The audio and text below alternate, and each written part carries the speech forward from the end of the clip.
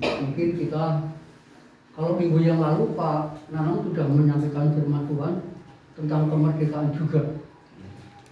Dari kitab Roma pasal 6 ayat 20 sampai ayat 23. Yang intinya bahwa kita sudah dimerdekakan, bukan lagi hamba dosa tetapi hamba Allah, dan kita dikuduskan, dan kita beroleh hidup yang kekal. Bapak Ibu yang dikasihi oleh Tuhan Yesus Kristus, pagi ini kita juga akan belajar tentang masih topik kemerdekaan itu ya, karena ini masih bulan Agustus. Nah, pagi ini saya akan memberikan judul dalam khotbah saya adalah sekali merdeka tetap merdeka. Mari kita akan membuka dalam Alkitab kita Galatia pasal 5 ayat 1 sampai 13.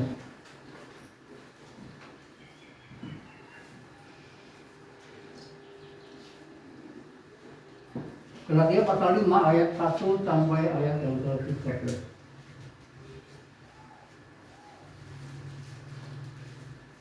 Saya membaca ayat yang ganjil, Bapak Ibu kalian membaca ayat yang genap. Galatia pasal 5 ayat 1. Supaya kita sungguh-sungguh merdeka, Kristus telah memerdekakan kita. Karena itu berdirilah teguh dan janganlah mau lagi dikenakan kuk perhambaan. Sesungguhnya aku Paulus berkata kepadamu, jikalau kamu menyenangkan dirimu, Kristus sama sekali tidak akan berguna bagimu. Sekali lagi aku katakan kepada setiap orang yang menyunatkan dirinya bahwa ia wajib melakukan seluruh hukum Taurat. Kamu lepas dari Kristus jikalau kamu mengharapkan kebenaran oleh hukum Taurat. Kamu hidup di luar kasih karunia. Sebab oleh roh dan karena iman kita menantikan kebenaran yang kita harapkan. Sebab bagi orang-orang yang ada di dalam Kristus Yesus, hal bersunat atau tidak bersunat tidak mempunyai sesuatu arti, hanya iman yang bekerja oleh kasih. Dahulu kamu berlomba dengan baik. Siapakah yang menghalang-halangi kamu sehingga kamu tidak menuruti kebenaran lagi? Asalkan kamu tidak menurutinya lagi, bukan datang dari Dia yang memanggil kamu. Sedikit ragi sudah menghamirkan seluruh adonan. Dalam Tuhan aku yakin tentang kamu, bahwa kamu tidak mempunyai pendirian lain daripada pendirian ini. Tetapi barang siapa yang mengacaukan kamu, dia akan menanggung hukumannya, siapapun juga dia. Dan lagi aku ini, saudara-saudara, jikalau aku masih memberitakan sunat, mengapakah aku masih dianiaya juga? Sebab kalau demikian, salib bukan batu sandungan lagi. Baiklah mereka yang menghasut kamu tidak mengerikan saja dirinya. Saudara-saudara, memang kamu telah dipanggil untuk merdeka. Tetapi janganlah kamu mempergunakan kemerdekaan itu sebagai kesempatan untuk kehidupan dalam dosa. Melainkan layanilah seorang akan yang lain oleh kasih. Sebab seluruh hukum Taurat tercakup dalam satu firman ini, yaitu kasihilah sesamamu manusia seperti dirimu sendiri. Tetapi kalau kamu saling menggigit dan saling menelan, awaslah supaya jangan kamu saling membinasakan. Amin.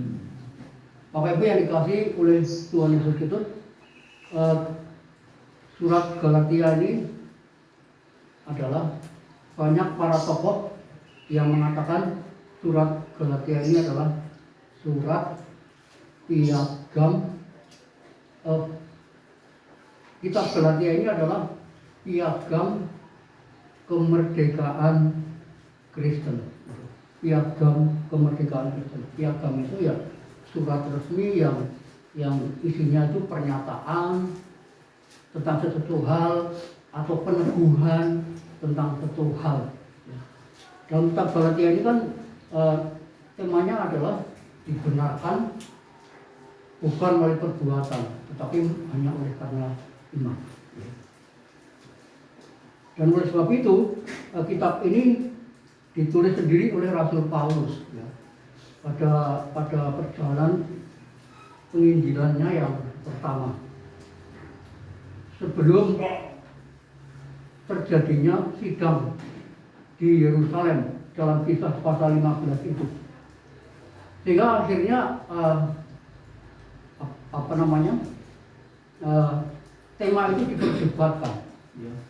Diperdebatkan di sidang raya itu dalam Kisah Para Rasul pasal yang ke-15. Apakah perlu menambahkan kepada keselamatan itu perbuatan? Seperti yang kita akan lihat di sini ada sunat, ada hukum Taurat di sini ya, ada legalisme. Apakah perlu menambahkan kepada salib, kepada Kristus itu sunat atau melakukan perbuatan hukum Taurat? Ya, itu. Tapi rupanya di sini Rasul Paulus menjawab sangat tegas ya. Dan memang dalam sidang itu sudah diputuskan bahwa memang orang benar itu orang dibenarkan itu hanya oleh karena iman, bukan oleh karena perbuatan, termasuk melakukan hukum Taurat. Nah, Bapak Ibu yang dikasihi oleh Tuhan Yesus Kristus, pagi ini kita akan melihat bersama-sama. Tadi saya katakan sekali merdeka tetap merdeka. Jadi kita itu semua sudah dimerdekakan oleh Kristus. Ya, dikatakan supaya kita sungguh-sungguh merdeka. Kristus telah memerdekakan kita. Jadi kita itu sudah merdeka. Ya, sudah merdeka. Nah, dalam bagian ini memang ini ditujukan pembaca pertama itu adalah jemaat-jemaat di Galatia. Ya. Jemaat-jemaat di Galatia. Dan kebanyakan jemaat di Galatia ini adalah orang-orang Yahudi, ya, orang-orang Yahudi. Sehingga mereka menjadi Kristen itu harus melakukan sunat atau harus melakukan hukum Taurat, gitu ya. Nah, oleh sebab itu di sini Rasul Paulus berkata bahwa dalam ayat yang 1b itu, karena itu berdirilah teguh dan janganlah mau lagi dikenakan kuk perhambaan. Ya. Jadi sebenarnya setiap orang percaya itu sudah dimerdekakan. Ya. Sekali merdeka itu tetap merdeka. Tetapi kenapa Paulus berkata berdirilah teguh dan janganlah mau lagi dikenakan kuk perhambaan? Karena rupanya di dalam jemaat Galatia itu ada guru-guru palsu, ya. Ada pengajar-pengajar palsu yang mengajarkan legalisme. Jadi kalau mau selamat percaya Yesus dia sunat dulu lalu kemudian nanti melakukan perbuatan-perbuatan baik atau melakukan hukum Taurat, baru itu dikatakan percaya Yesus, ya, seperti itu. Nah, Bapak Ibu yang dikasihi oleh Tuhan Yesus Kristus, sekali merdeka itu tetap merdeka. Sebenarnya apa tanggung jawab seseorang yang sudah merdeka? Apakah jadi santai? Apakah tidak perlu melakukan sesuatu karena kita sudah dimerdekakan oleh Tuhan? Nah, mari kita melihat ada dua tanggung jawab, ya. yang dipikul oleh setiap orang yang sudah mengalami kemerdekaan. Apa tanggung jawab itu? Mari kita melihat. Ayat 1b, di situ dikatakan, karena itu berdirilah teguh dan jangan mau lagi dikenakan hukum perhambaan. Tanggung jawab orang yang sudah dimerdekakan itu adalah yang pertama itu mempertahankan kemerdekaan itu. Kemerdekaan, mempertahankan kemerdekaan. Ya. Kemerdekaan itu harus dipertahankan. Berdirilah teguh dan jangan mau lagi dikenakan hukum perhambaan. Jadi berdirilah teguh dan jangan mau lagi dikenakan hukum perhambaan. Kemerdekaan itu harus dipertahankan oleh itu. Banyak sekali orang-orang Kristen saya mendengar ya, mereka meninggalkan Tuhan. Mereka tidak bisa mempertahankan iman mereka, tidak bisa mempertahankan kemerdekaan di dalam Kristus Yesus. Bapak Ibu, seseorang itu dimerdekakan itu adalah hanya oleh karena Kristus, melalui salib Kristus, melalui pengorbanan dan kematian Kristus. Titik. Tidak ditambah, tidak plus perbuatan baik, tidak plus sunat, tidak plus ini, tidak plus itu, tidak ada. Hanya percaya saja kepada salib, kepada Kristus, kepada Injil. Kita sudah selamat. Ya. Kalau kita mau menambahkan kepada salib, itu namanya legalisme. Itu namanya menjual hati. Karena ayat yang pertama ini adalah menjadi berita yang sangat membahagiakan kita, bahwa kita dibebaskan dari legalisme. Legalisme apa? Mari kita lihat. Sesungguhnya aku Paulus berkata kepadamu, jikalau kamu menyunatkan dirimu. Yang pertama adalah sunat. Ini legalisme. Jadi orang Galatia atau jemaat Galatia yang mau percaya Yesus itu harus disunat dulu, gitu ya. Menurut guru-guru palsu. Dan itu dalam bagian sebelumnya itu merupakan Injil palsu. Jadi yang pertama itu sesungguhnya setiap orang percaya dimanapun dia berada itu sudah dimerdekakan dari tuntutan sunat ini. Ya memang dalam perjanjian lama itu memang dikatakan bahwa setiap orang Israel itu ya, umur 8 hari itu harus disunat. Kalau tidak disunat itu belum resmi menjadi orang Israel. Bahkan kalau ketahuan tidak disunat, dia dilenyapkan dari bumi Israel itu. Termasuk orang asing yang datang ke sana itu harus disunat. Karena itu menjadi tanda perjanjian dengan Allah.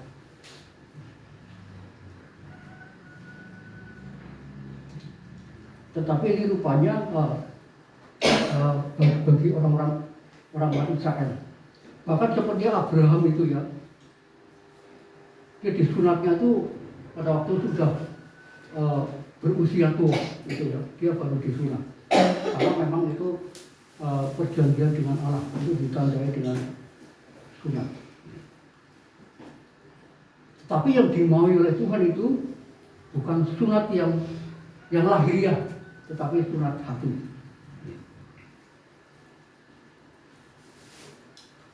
Lalu yang kedua, mempertahankan kemerdekaan itu dari melakukan hukum Taurat, ayat yang kedua. Nah, sebelum itu kita baca dulu. Kristus sama sekali tidak akan berguna bagi kamu. Ini kalau kita melakukan sunat, artinya kita percaya kepada Tuhan Yesus Kristus, ditambah sunat. Berarti itu Yesus itu tidak berguna bagi kamu, karena makin menambahkan kepada Kristus untuk semata. Ayat yang ketiga, sekali lagi aku katakan kepada setiap orang yang menyunatkan dirinya bahwa ia wajib melakukan seluruh hukum Taurat. Ini Rasul Paulus tegas sekali, kalau kamu memang menyunatkan dirinya, ya silakan kamu harus melakukan seluruh hukum Taurat. Padahal tidak ada yang bisa melakukan bahwa hukum Taurat itu. Kalau melakukan hukum Taurat itu harus sempurna, dari hukum pertama sampai hukum yang ke-10.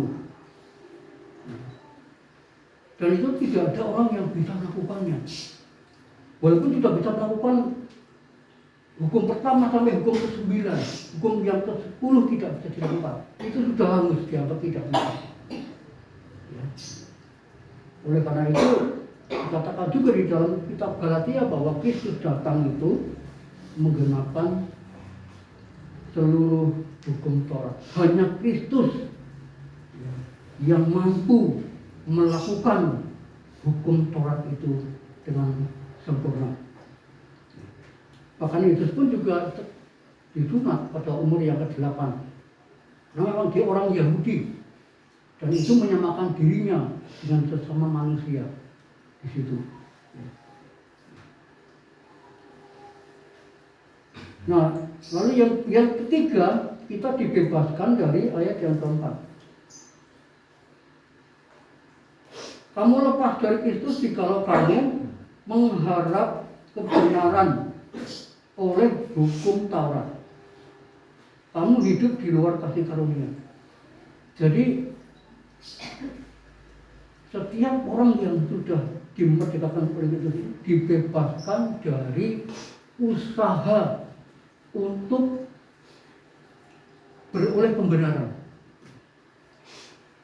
Nah, ada banyak jemaat-jemaat di Galatia itu, ya, oleh karena banyak guru-guru palsu yang menghasut mereka, sehingga mereka percaya, akhirnya mereka berusaha melakukan legalisme itu supaya mereka beroleh kebenaran. Itu usaha untuk beroleh kebenaran. Nah, itu yang terjadi di sana. Oleh sebab itu Paulus dalam pasal 1 ayat yang ke-6 dia marah sekali. Aku heran dengan kamu. Kenapa kamu lekas berbalik? Lalu dalam bagian ini juga Paulus juga sempat berkata di dalam ayat-ayat yang sudah kita baca tadi. Dahulu kamu berlomba dengan baik. Siapa yang menghalang-halangi kamu? Itu ada guru-guru palsu sehingga mereka terpengaruh oleh guru palsu itu. Nah, dikatakan di situ ayat yang ke-9 sedikit lagi sudah menghamilkan seluruh adonan. Walaupun ini semacam metafora ya, jadi ragi itu sedikit saja kalau ditaburkan pada adonan. Ya, kalau membuat roti itu kan akan mengembang, ya. Dan itu akan mengembang. Nah, demikian juga dibandingkan dengan legalisme, ya, atau ajaran yang sesat, pengaruh-pengaruh ajaran yang sesat, legalisme. Sedikit saja itu akan cepat menyebar, ya. Itu terkenal. Kalau ajaran sesat itu mesti cepat sekali menyebar, ya. Ya. Tapi kalau ajaran yang benar itu sedikit yang ikut gitu ya, sedikit yang ikut. Tapi ada ajaran yang sesat itu banyak yang ikut. Karena mereka mencari sesuatu. Ya. Tapi kalau ajaran yang benar itu bahwa kita karena sudah diselamatkan, maka kita beribadah, maka kita memuji Tuhan, maka kita melayani, maka kita melakukan hal yang lain. Tetapi kalau mereka kan melakukan sesuatu untuk selamat gitu, nah itu nggak ada gitu ya. Itu tidak ada. Itu bedanya kekristenan dengan yang bukan kekristenan.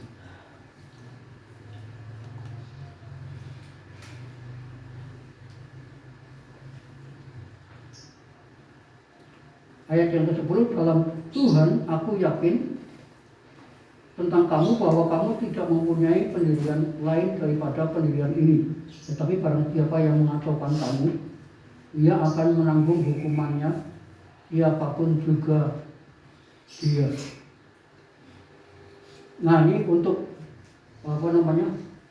hukuman untuk orang-orang yang mengacaukan itu ya. Itu dikutuk oleh Tuhan dalam pasal sebelumnya itu. Paulus berkata, terkutuklah kamu yang mengajarkan hukuman sesat. Ajaran sesat itu. Bahkan di dalam ayat yang berapa itu dikatakan bahwa orang-orang yang menghasut itu supaya dia mengebiri saja dirinya. Jadi ini semacam hukuman kepada orang-orang yang menghasut, yang membawa jemaat-jemaat itu menjadi berbalik kepada Injil lain atau mengikuti legalisme itu. Apabila dikasih oleh Tuhan Yesus Kristus, memang kita sudah dibebaskan dari legalisme, dari sunat, dari hukum Taurat.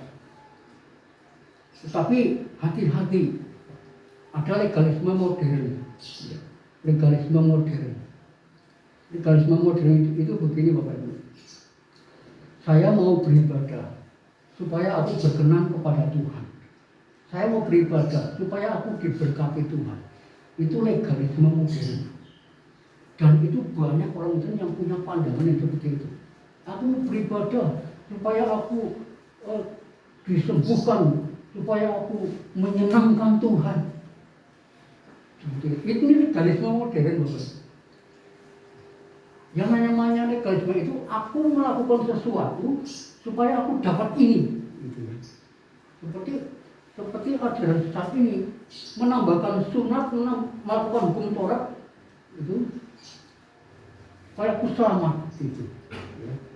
Itu legalisme itu orang-orang Yahudi. Tetapi legalisme modern itu adalah pandangan-pandangan yang keliru. Mereka yakin sekali kalau aku juga ke gereja itu Tuhan sudah disenangkan. Gitu ya. Aduh Bapak Ibu, kita manusia kecil, debu ya, setitik debu, setitik air ditimba itu yang jatuh-jatuh. Kita menyenangkan Tuhan yang maha besar. Gitu. Itu bahasa pemazmur Bapak Ibu, itu menyenangkan Tuhan, bahasa pemazmur. Karena kita sudah diselamatkan oleh Tuhan dengan pengorbanan Kristus di kayu salib, udah itu titik. Ya kita berbuat baik, ya kita beribadah, ya kita berdoa, ya kita memuji Tuhan. Gitu.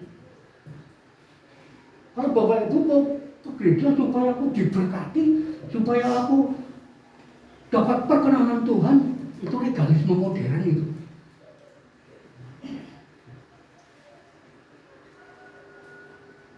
Jadi aku beribadah karena aku mau bersyukur, aku mau merayakan keselamatanku yang begitu besar dari Tuhan itu. Maka aku beribadah. Bukan beribadah mencari sesuatu, bukan. Tapi beribadah karena itu. Kita setia kepada Tuhan karena ya. Ayo pada gereja yuk, kamu diberkati ngomong usaha maju. Bukan Bapak Ibu. Kita beribadah itu karena kita sudah diselamatkan. Tetapi juga bukan tukar guling, bukan. Yaitu ucapan syukur kita kepada Tuhan. Yang seharusnya kita dihukum, tetapi kita dimerdekakan, kita dibebaskan dari hukuman yang kekal itu, dimerdekakan. Jadi itu yang harus kita cermati juga. Jangan sampai kita kembali lagi kepada perhambaan. Kalau Bapak Ibu dan saya di dunia ini masih diperhamba oleh sesuatu, itu sama dengan legalitas. Aku ngerorok, iya aku ora bisa urip aku. Aku ngerorok anakku, aku ora bisa urip. Waduh, padahal si urip kuwi Tuhan loh. Hanya oleh karena sesuatu benda saja, kalau aku enggak ada ini, aku enggak bisa hidup.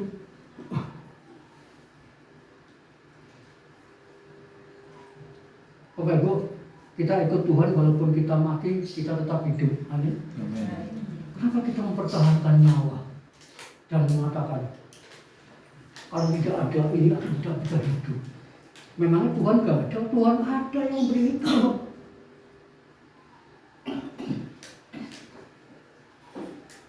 Jadi hati-hati Bapak Ibu, legalisme modern itu. Jadi mari kita katakan sekali merdeka tetap merdeka. Aku akan mempertahankan kemerdekaan. Mungkin sunat kita tidak lakukan, hukum taat sudah tidak kita lakukan. Usaha untuk memperoleh kebenaran itu sudah tidak kita lakukan. Karena kita hanya percaya kepada Yesus dibenarkan oleh iman. Tetapi hati-hati legalisme modern itu yang seringkali menggerogoti kita. Bapak Ibu, yang pertama tanggung jawab orang yang sudah dimerdekakan adalah mempertahankan kemerdekaan itu. Ingat, mempertahankan itu tidak mudah. Seperti juara, mempertahankan kejuaraan itu tidak mudah. Belum tentu menang lagi, ya kan? Karena itu tidak mudah. Jadi perlu kita pertahankan. Kita perlu pertahankan. Jangan sampai kita lepaskan kemerdekaan itu dan kita hidup di dalam kebebasan yang sebebas-bebasnya. Lalu yang kedua, tanggung jawab yang kedua adalah kemerdekaan itu digunakan. Ayat yang ke-13. Saudara-saudara, memang kamu telah dipanggil untuk merdeka, tetapi janganlah kamu mempergunakan kemerdekaan itu sebagai kesempatan untuk kehidupan dalam dosa. Jadi tanggung jawab orang Kristen yang sudah dimerdekakan itu adalah menggunakan kemerdekaan itu, ya, status merdeka itu, ya,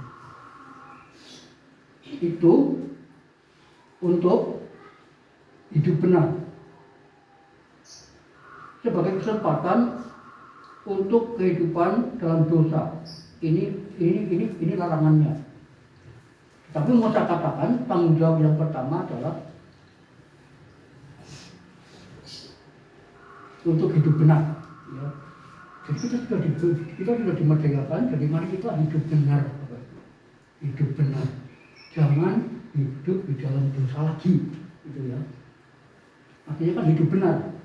Jadi mari kita hidup benar, karena kita sudah dimerdekakan. Kalau kita hidup dalam dosa, kita nyemplung lagi ke dalam perhambaan itu. Jadi jangan nyemplung lagi, karena kita sudah diangkat dari situ. Jangan nyemplung ke situ lagi, gitu. Jangan masuk ke kubangan itu lagi, karena kita sudah diangkat oleh Tuhan. Itu tanggung jawab kita. Lalu kemudian di situ dikatakan selanjutnya, melainkan layanilah seorang akan yang lain oleh kasih. Yang pertama tadi, kemerdekaan, status merdeka yang sudah Tuhan berikan, kita gunakan untuk hidup benar. Seperti Bu Bebi seringkali, aku mau hidup benar lah. Ya itu sebenarnya berangkatnya dari kemerdekaan itu.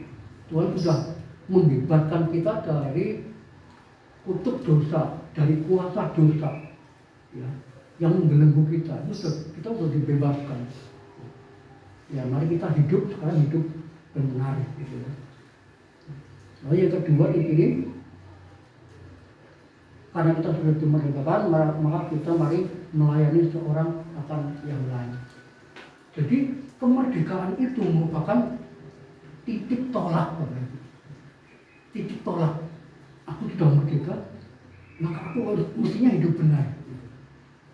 Maka aku mestinya melayani orang lain. Aku sudah diselamatkan, maka aku juga mau menyelamatkan orang lain. Karena aku sudah diselamatkan, aku mau hidup benar. Karena nanti kan akan bertemu dengan Tuhan. Jadi kita harus hidup benar.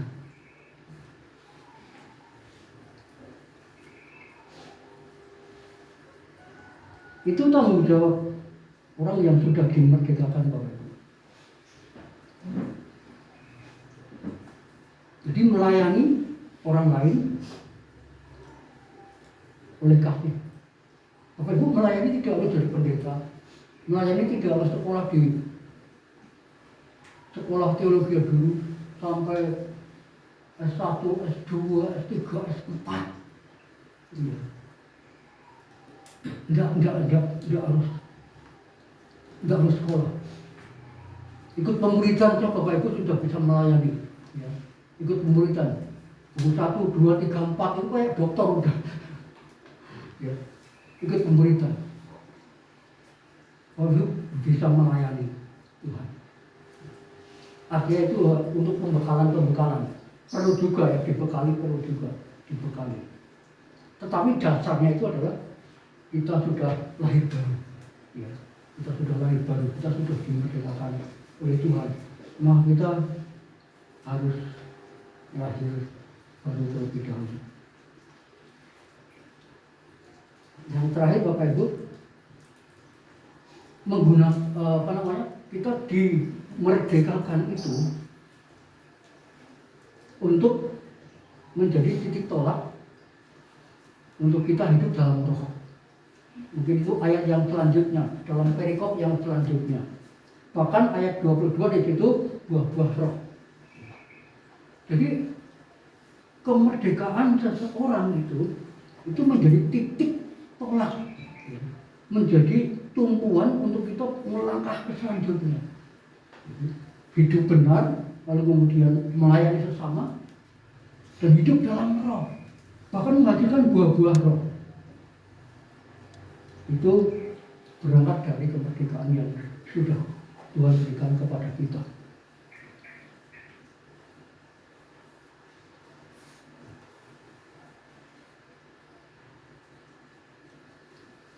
Bapak Ibu yang dikasihi oleh Tuhan Yesus Kristus, bagaimana dengan kita? Bagaimana dengan Bapak Ibu? Bapak Ibu sudah dimerdekakan oleh Tuhan, mari kita sungguh-sungguh jangan goyah. Kita pertahankan kemerdekaan itu sampai titik darah penghabisan.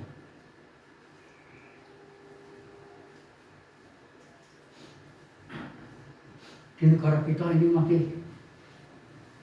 masih ada istilahnya, masih ada kesempatan untuk kita bisa mengembangkan dan juga bisa melakukan apa yang sesuai dengan keyakinan kita. Masih didukung oleh pemerintah, bahkan ada undang-undang yang mendukung itu. Kalau kita bandingkan dengan negara-negara komunis, kesulitan sekali untuk beribadah, untuk melakukan kegiatan-kegiatan menyembah Tuhan, memuliakan Tuhan, itu sulit sekali. Sulit sekali. Karena mereka sudah dimerdekakan oleh itu. Jadi walaupun dalam situasi yang sulit, mereka berusaha, ada istilah itu, bawah tanah itu. Jadi sembunyi-sembunyi. Suatu saat ketahuan oleh pemerintah, ditangkap, dipenjara Bapak Ibu. Itu di negara-negara komunis yang tidak mengakui adanya Tuhan. Orang bisa ditangkap kalau ketahuan ibadah itu di bawah tanah, di tempat-tempat yang tersembunyi, yang tidak ketahuan oleh para pengawas. Itu. Nah, kita masih leluasa bisa melakukan ini. Mari kita sungguh-sungguh meresponi kemerdekaan yang sudah kita berikan ini. Kita pertahankan kemerdekaan itu dan kita gunakan, kita pertanggungjawabkan di hadapan Tuhan. Kemerdekaan itu Tuhan berikan kepada kita. Jangan dianggurin, jangan ditaruh di meja, jangan ditaruh di mana, tapi kita bawa untuk kita lakukan sesuatu. Karena kita orang yang sudah mengalami kemerdekaan, membawa orang-orang yang masih terbelenggu oleh dosa masih banyak. Jadi Bapak Ibu yang kasih Tuhan Yesus, bahwa salib Kristus itu adalah sudah final, tidak lagi ditambah sesuatu.